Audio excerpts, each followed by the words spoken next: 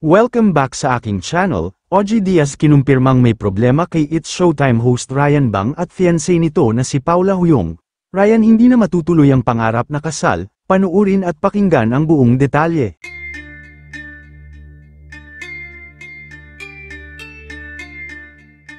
Mismong ang talent manager at showbiz insider na nga ang nagkumpirma na may mabigat na pinagdadaanan ngayon ang It's Showtime host na si Ryan Bang. Matatandaan na kumalat ang balita matapos burahin ng fiancé ni Ryan na si Paula ang mga photos nila together sa Instagram, kaya naman marami agad ang nagduda na talagang may pinagdadaanan ang dalawa.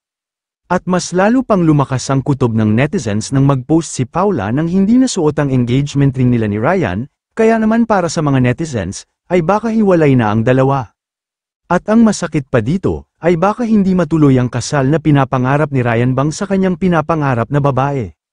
Isa rin ito sa natalakay nila OG Diaz sa kanyang YouTube channel, kung saan ay nakarating sa kanya ang balita tungkol sa pinagdadaanan ni Ryan Bang. Ayon kay OG, inaayos na raw ng dalawa ang problema at soon, inaasahang mag-aanunsyo sila kung ano ang desisyon, kung matutuloy ba ang kasal o hindi na. Hiling naman ni OG na sana ay maayos pa daw ang dalawa.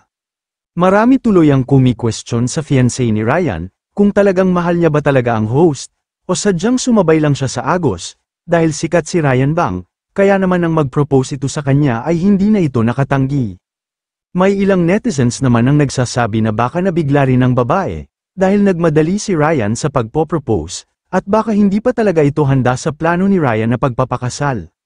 Samantala, sa panayam ng TV Patrol noong Pebrero 2024, ibinahagi ni Ryan kung paano ba sila nagkakilala ni Paula. Naging daan pala ang isang football game para mag-cruise ang mga landas nilang dalawa. Kwento ni Ryan, siya ang nasa middle field, at si Paula naman ang striker. Kinuha raw ni Ryan ang number ni Paula dahil may ipapasa siyang kuhang video ng laro nila. At dito na raw nagsimulang magkausap ang dalawa, hanggang sa eventually nga ay mahulog ang loob sa isa't isa. At hanggang naging sila na, based naman sa mga kaibigan at katrabaho ni Ryan, ay sobrang mahal na mahal niya daw si Paula, kaya nga nag-propose na agad ito. Kahit isang taon pa lang silang magkarelasyon. Kayo mga ka-showbiz, anong masasabi nyo sa ating showbiz topic ngayon? Kung may opinion kayo ay magkomento lang kayo sa aking comment section.